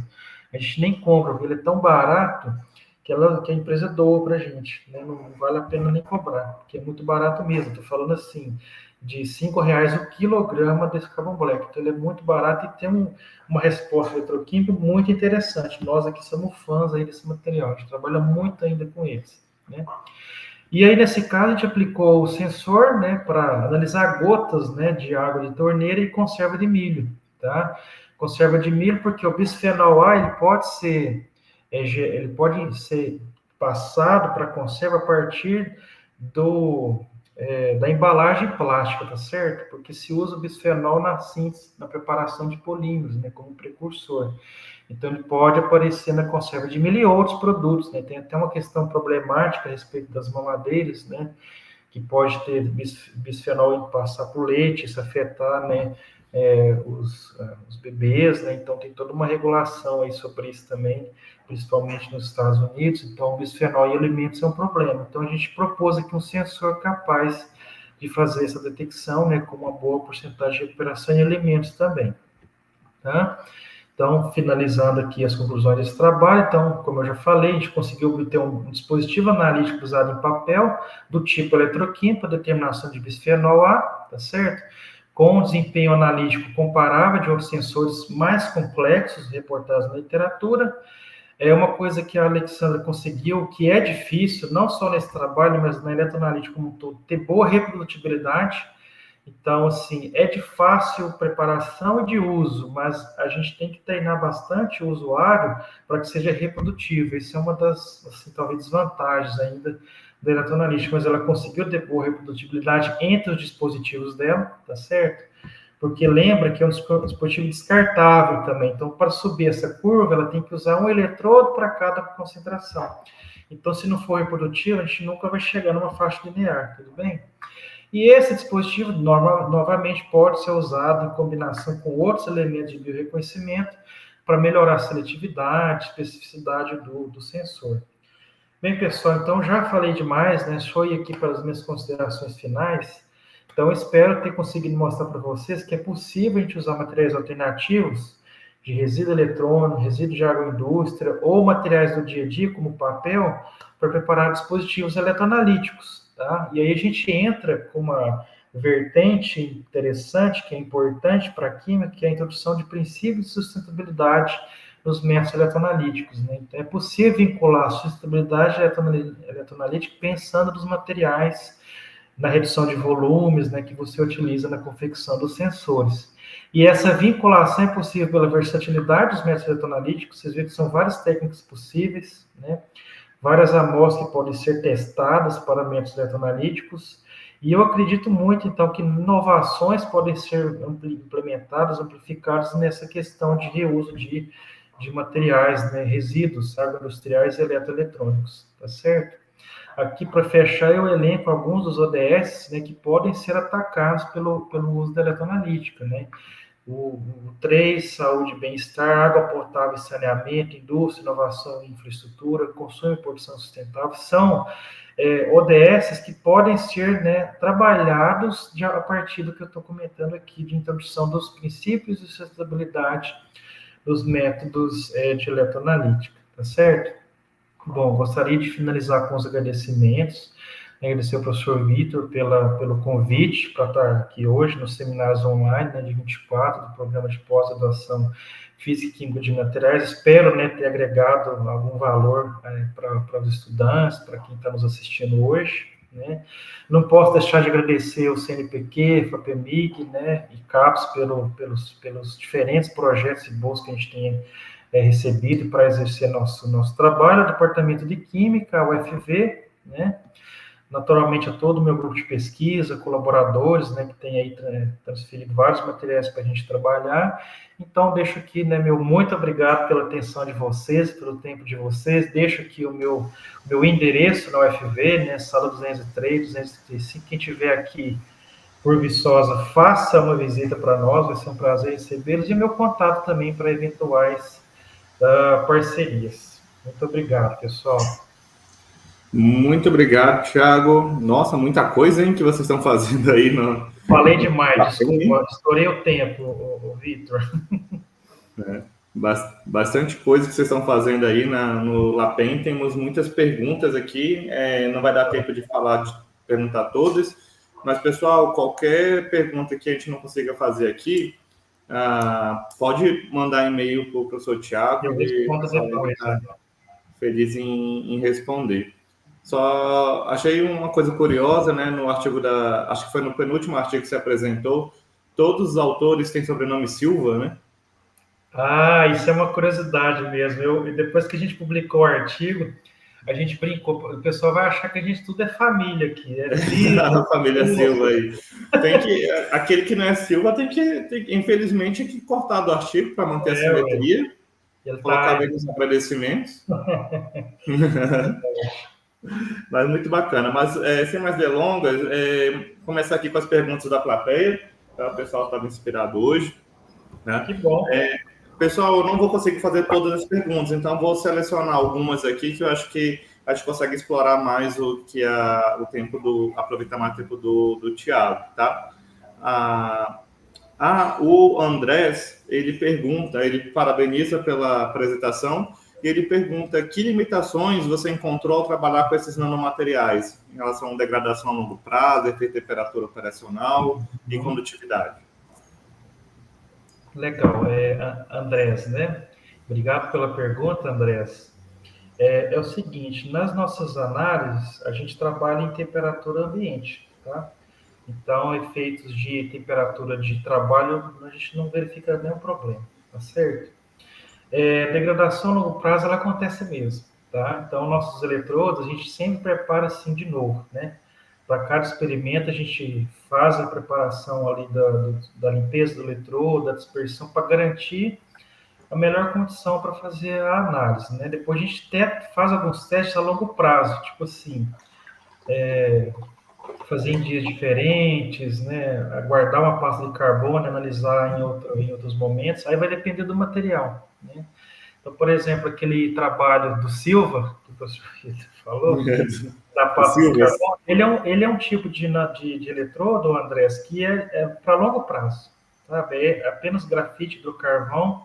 Então, a gente guardou nossa pasta, submeteu o paper, quando recebeu o parecer, a gente teve que refazer experimento, a gente usou a mesma pasta, então tem uma longa durabilidade a longo prazo. A gente vai ter limitação disso lá nos sensores de papel, né? O papel ele vai degradando com o tempo, né? Os filmes, né? Porque ele vai lixiviando ao longo do tempo. Então, assim, depende da arquitetura. Então, foi questão do longo prazo, da temperatura. Qual que é o último tópico dele? E a estabilidade e condutividade. Exato. Para a gente usar como eletrodo, tem que ter uma boa condutividade elétrica, claro. Então, assim, por exemplo, lá nos filmes, a gente usou grafenos, a gente usou carbon black, nanopartículas, que são condutores, são espécies condutoras. Para fazer, por exemplo, uso de biocarvão, a gente não conseguiu fazer filmes. Né? A gente depositava no carbono vitro e não tinha sinal. E aí é lógico, né? Uma breve leitura da literatura, você descobre, pois, eles não são grafitizados, eles não são condutores, então não vai dar certo mesmo. Né? Mas aí o que a gente faz? Aí a gente muda de estratégia, que é aquela parte da pasta, que aí você junta o grafite, que é condutor, com o biocarvão, que não é, mas tem uma adsorção muito interessante para metais, para outros compostos. Aí você explora ele ali como adsorvente apenas, para pré-acumular o íon, né, naquele caso, o chumbo 2, E aí o grafite vai fazer as vezes ali de material condutor, para fazer redução, para depois fazer o strip e tudo mais. Então tem mesmo, a gente tem que olhar para a condutividade. A gente não mede essa condutividade, né? A gente não tem esse know-how, essa infraestrutura para medir a condutividade elétrica, provavelmente dita, né? Mas é uma limitação, sim, a depender do tipo de material. E a gente viu isso, né? Nós não conseguimos ainda fazer filmes de biocarvões, né? A não ser que a gente trabalhe aí com alguém que entende mais disso, né, da síntese dos biocarvões, para melhorar a condutividade. Tá? Ótimo. Acho que também está relacionado com a pergunta do Andrés, da pergunta da Thaís, né, perguntando quais são os principais desafios enfrentados, né, na aplicação de sensores em amostras complexas, como sangue, alimentos ou águas ambientais. São duas partes, então deixa eu primeiro só fazer essa parte da pergunta da Thaís. Sim. Não, o desafio, a gente até dá um nome para isso, que é o fouling, né? O biofouling, que é bioincrustação. Então, quando a gente expõe um sensor a uma amostra complexa como o sangue, a gente vai ter a bioincrustação, né? As proteínas, biomoléculas, e aí a gente tem o envenenamento do eletrodo, e aí é uma luta para conseguir trabalhar com isso. Se você observar no nosso trabalho, a gente faz sempre prova de conceito ainda, que é uma análise preliminar. Então, a gente pega uma amostra simulada, mais simplificada, e consegue fazer a análise. Para trabalhar com amostra real mesmo, é bem complicado. Você tem que pensar em preparo de amostra, né, em purificação, extração desse analítico para poder simplificar. Porque aí a segunda parte dela, Thiago, aí ela pergunta, né, quais as estratégias, né, com modificação de eletrodos ou uso de materiais avançados para superar essas interferências. Exato. Então, assim, em relação ao eletrodo, eu vou contar de uma experiência minha mesmo. Durante a apresentação, eu citei lá na introdução um material chamado eletrodo nanoporoso de ouro. Né? Esse foi o meu doutorado sanduíche. O que acontece? Por que ele é interessante? O ouro nanoporoso, ele possui, portanto, nanoporos. Né? E aí, numa amostra complexa, a gente faz esse teste, por exemplo, com ácido ascórbico, vitamina C. A vitamina C, quando entra em contato com essa superfície, por ser uma molécula pequena, ela consegue acessar os nanoporos do ouro. E as biomoléculas, né, que dá a complexidade da amostra, não, porque elas têm um tamanho molecular maior. Então, a gente tinha um efeito que chama de biopeneiramento. Né? Então, a molécula eletroativa acessa os nanoporos de ouro, as biomoléculas interferentes ficam para fora, então a gente faz o biopeneiramento e consegue ter resposta eletroquímica dessas moléculas de ácido ascórbico que entraram nos nanoporos. Então, a gente compara um ouro nanoporoso com o ouro flat, né, o comercial, plano. Nesse caso, a gente tem perda de sinal analítico, porque tem a bioincrustação, a gente cria uma camada isolante e já é. É a questão da condutividade. Mas então dá para fazer esse tipo de trabalho na morfologia do material, do eletrodo, para, enfim, superar esses desafios. Né? Vocês chegaram a estudar diferentes tamanhos de poros e a questão de porosidade para essa questão do bloqueio? Isso, a gente, para fazer esses eletrodos de ouro nanoporoso, Vitor, a gente usava uma liga de prata a ouro, certo? Uma liga comercial, era uma película fina de prata e ouro, 50-50. E os nanoporos eram formados pela exposição dessa liga a ácido nítrico, que aí a prata é menos nobre, ela é oxidada, ela sai da liga e deixa o poro, né?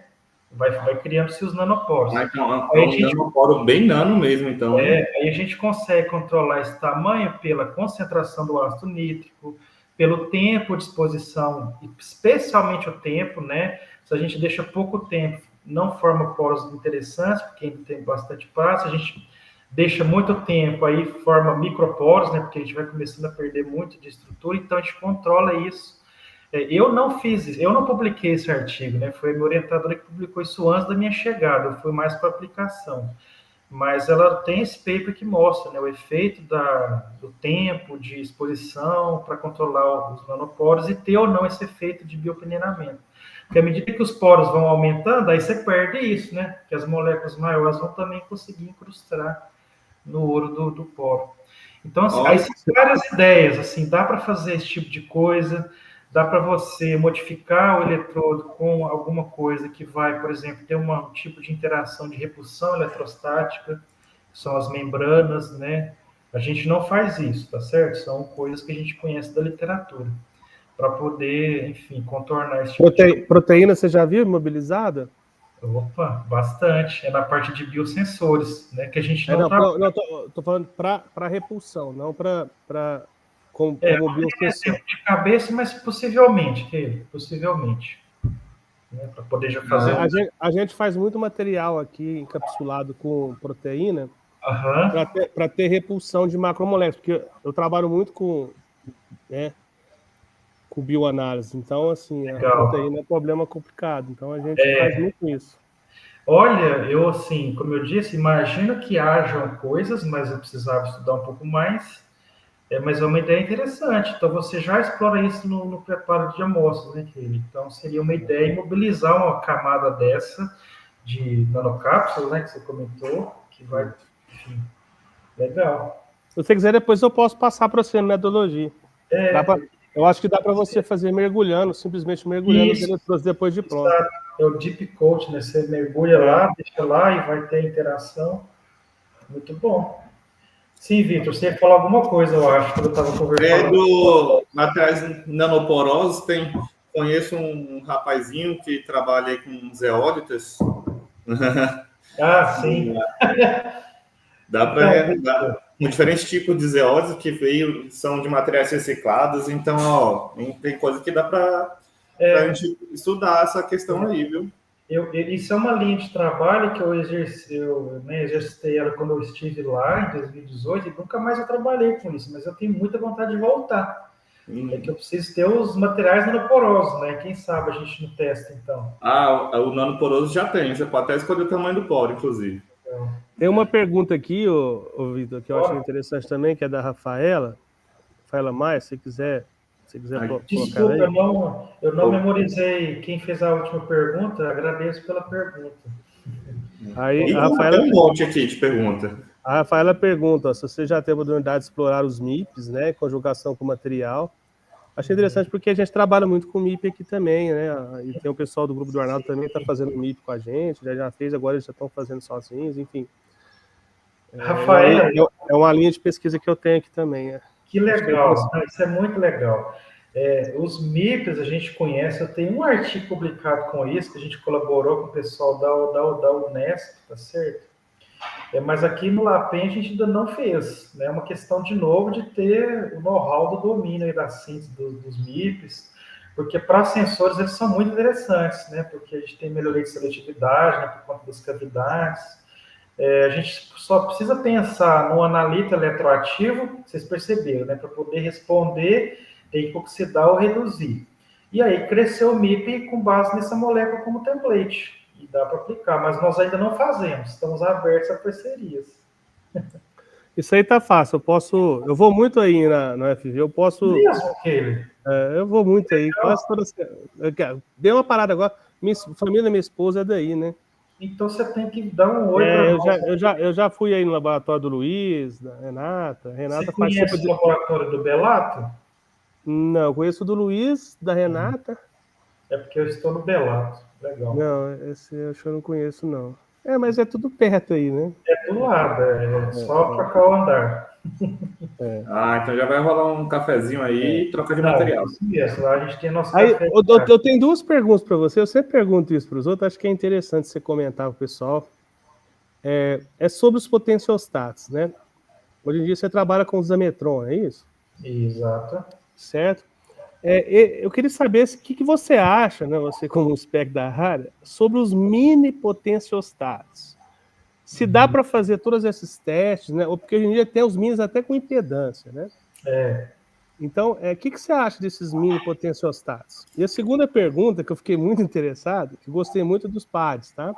A gente tem desenvolvido alguns testes aqui colorimétricos, algumas coisas aqui, e eu gostei dessa questão da impressão. Eu queria saber que tipo de impressora que você usou depois que você faz aquela pasta de grafeno e carbon black com goma. Né? Como é que você usa isso na impressora e como é que você imprime? Eu não entendi muito bem. Eu percebi mesmo que eu não consegui falar todos os detalhes.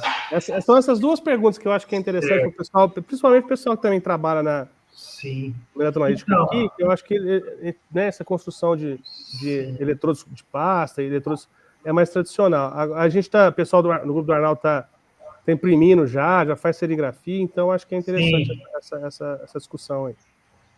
Então, professor, sobre os potenciostatos portáteis, eu vou ter a minha primeira experiência agora. Porque eu mostrei na palestra, né, que a gente tem os 2 de bancada da Metron e a gente conseguiu comprar agora esse portátil, né, que inclusive faz a impedância. Ele é mais completo do que os nossos de bancada. Você comprou da Metron? Exato, que é esqueci o nome dele agora.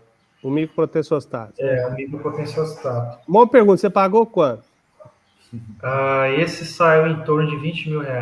Ele é mais barato, né, do que o de bancada, que você vai pagar de 50 mil para cima, dependendo do modelo, dos modos. Então, assim, por que eu comprei? O que nós compramos aqui? Pelo valor, né? Lógico. E porque o colaborador que está comigo nesse projeto, que é o Bruno, né, que eu citei na palestra, já trabalha com esse equipamento. Então, segundo a experiência dele, a gente vai testar agora, é possível ter os mesmos resultados, tá certo? Então, era isso que eu queria falar, porque o Bruno também já deu palestra aqui, sabe? Ele já deu uma palestra aqui no programa. Então, assim, era essa eu queria ver se você já teve essa experiência, porque eu tô acreditando que tá ficando tudo igual, tá, cara? Né? Porque antes tinha mais sensibilidade, não tinha? Os de bancada? Não, então vamos lá, vamos complementar minha resposta. Estou indo com cuidado porque eu não testei ainda, né? Então ainda vou testar, mas eu acredito que vai dar certo sim. O que muda, né, assim, pelo que eu vejo, né? Por exemplo, a gente tem lá o 204, que é o de bancada, né, que chegou esse ano também. Ele vai ter uma compliância, tá certo? Compliância, assim, faixa de potencial, faixa de corrente, uma resolução melhor do que o portátil. Então, assim, não tem como dizer que o desempenho é o mesmo. Então, por exemplo, na linha de pesquisa que eu faço com a professora Maria do Carmo, a Carminha, de eletrodeposição de metais, é preferível usar o de bancada, porque a gente tem uma faixa de corrente maior, de potencial também, então te dá uma segurança, porque lá não é eletroanalítico, lá eu quero depositar metal, então as correntes são altas, miliamperes, sabe? Então, depende da aplicação. Agora, para sensores, eu confio que vai ter um desempenho parecido ou igual, entendeu? Dependendo até melhor. Tem uma coisa que eu quero testar nesse equipamento, que é a questão da fonte. Porque os nossos de bancada a gente põe na tomada, né? A gente tem que ter filtro de linha, tem que ter uma rede limpa, porque tem muita interferência na linha base, muito ruído. E o de bancada, ele tem bateria interna. Então, eu acho que eu vou conseguir trabalhar com ele, é isso que a gente vai testar, sem colocar nas nossas tomadas, né? Isso, usando bateria. Coisa que acontece no departamento que é ruído. Então, se você estiver trabalhando com a bateria, eu imagino que a linha de base dele vai ser muito interessante, sabe? Muito limpa em comparação com os potenciostatos de bancada. Então, eu estou, assim, pelo menos o equipamento que a gente comprou, a gente vai testar, confiante que é bem comparável, por um custo mais baixo, sabe? E, enfim, é isso. Porque até hoje os meus artigos todos foram publicados com equipamento de bancada, né? Agora que a gente vai começar a publicar com isso. Mas tem muita coisa sendo colocada na literatura com esses equipamentos portáteis. Acho que melhorou muito, né? A parte de componentes eletrônicos, tecnologia. Eu fui num evento lá com o Bruno há 15 dias, mais ou menos, e lá eu conheci já outra marca que está chegando no mercado, além da Metron, que está bem promissora. Agora eu esqueci o nome para te falar. Então, e são portáteis também, né? O vendedor me mostrou lá, parece que é interessante, enfim. É isso. Aí a sua outra pergunta, estou ruim da memória, querido.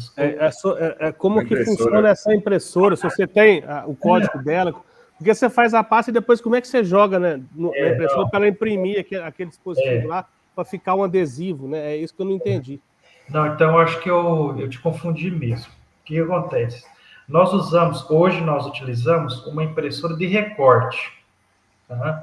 A impressora só faz o molde, só faz a máscara, tá certo? Então você, deixa eu ver, sei lá, pega uma folha de papel, né, que é o seu substrato.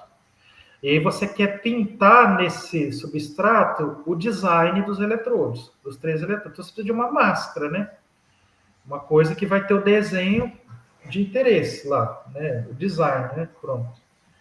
Então, a impressora de recorte nada mais no nosso caso, utilizada para a gente pegar um papel contact, certo? A gente alimenta a impressora com papel contact, vai no software da impressora, é a Silhouette, né? Impressora de recorte Silhouette. E aí, lá no software, a gente vai fazer o desenho, lá dos 3 eletrodos, do formato, bonitinho. E aí, quando a gente põe para imprimir, essa impressora tem uma agulha, né, que vai recortar mesmo o plástico, o papel, ela é para diferentes materiais. Você define lá a profundidade, a intensidade que ela tem que colocar, né, pressionar o substrato, vai depender do material que você está usando. Se for um papelão, ela vai ter que pôr mais força para furar. Então é isso, a gente leva lá o papel contact, que é o nosso adesivo, e pede para imprimir. Então, né, o nosso cartucho é uma agulha, né, que vai andando assim no papel e picotando ele vai definindo o desenho. Aqui que a Alexandra faz? Pega esse papel, né, contact, destaca ali, né, você imagina, né, um adesivo, você destaca, fica o desenho nele, no plástico, né, no papel contact. E aí ela vai no papel A4, que foi, né, previamente permeabilizado, e aplica, que nem se fosse encapar um caderno. Uma capa, literalmente, entendeu? E aí você vai ter, então, o papel com o plástico, né, o adesivo, o papel contact adesivado, né, com o formatinho do desenho.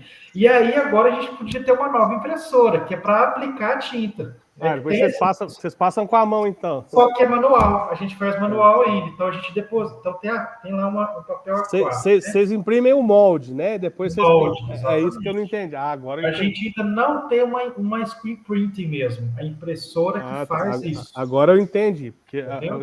Beleza. Porque eu dei a entender que você fazia imprimia, tudo né? nela.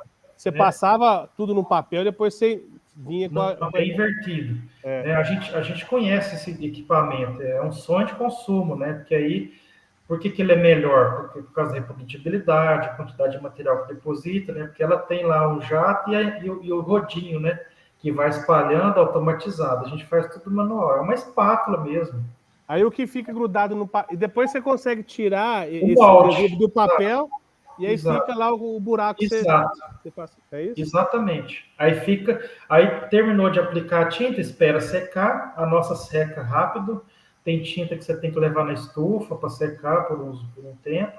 Aí secou a tinta, você vem e tira o adesivo, tira o molde. Fica lá os eletrodos impressos. Aí a gente imprime um outro adesivo ainda só para isolar as partes do eletrodo que a gente não quer contato com a amostra. E aí é isso. Entendi. Agora ficou mais. Obrigado.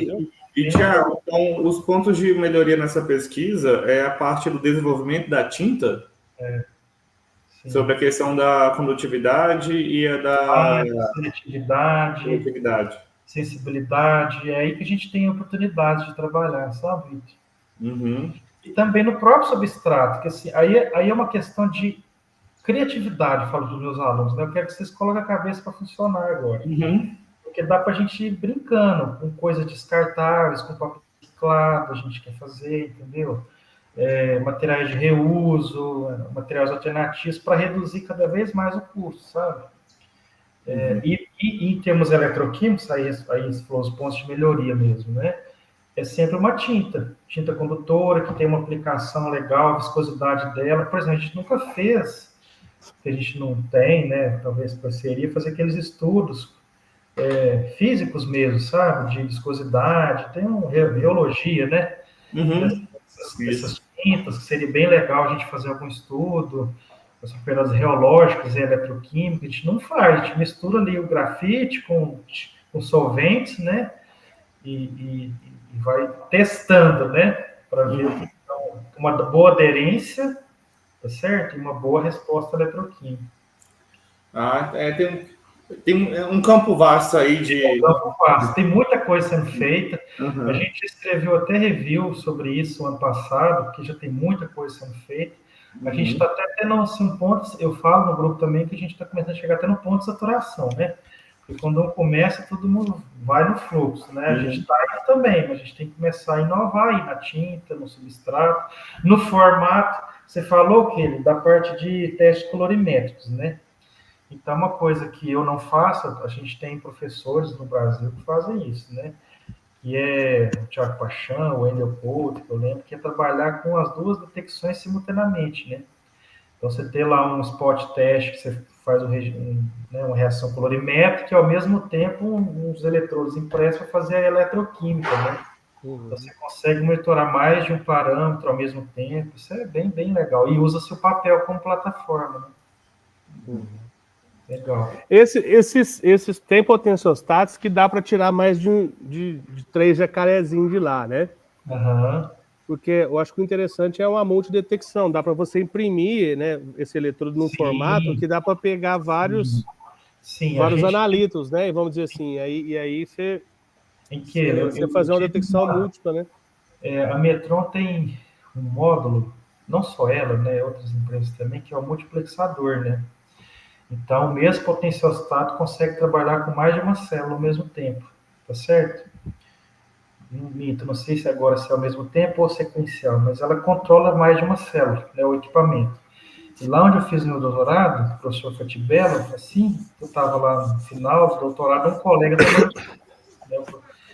o Elson, e ele trabalhou com multiplexador. Ele desenvolveu um eletrodo de papel, aí eu colaborei um pouco com esse trabalho, está publicado no Talanto, em que ele tinha 16 eletrodos impressos. Ele trabalhava com os 16 para fazer análise multiplexada para diferentes parâmetros, glicose, sabe, vários. Aí esse é o grande desafio da tese dele. A tese dele é linda, né? Uma das mais bonitas assim que eu já participei de trabalho.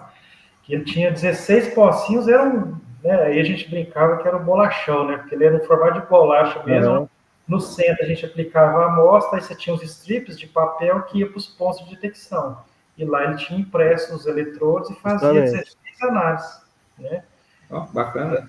Esse trabalho foi até capa do Talanto na época, porque foi bem interessante, assim, sabe? É bem legal. Eu acho que isso aí é o futuro para poder... Eu acho que isso aí para poder... O desafio é esse aí. Né? Ou seja, uma gota de sangue vai ser suficiente para... Isso, essa é a ideia, fazer vários parâmetros. Fazer o screening quase completo aí da pessoa. Para você ter análises menos invasivas, né? Olha, tem muito mais pergunta, Thiago, mas infelizmente nosso tempo está estourado. Tá? Daria para conversar tempos e tempos. Eu queria um dia fazer uma visita aí, em loco. E vamos combinar essa visita. Está convidado, pode vir. Conhecer os alunos. Só vem. Tem muita chance aí da gente fazer parceria. E legal aquele que você vem bastante Viçosa, vamos trocar o WhatsApp aí depois. Direto eu tô aí. Que legal. Passo depois seu contato pro Keiler, tá, Thiago?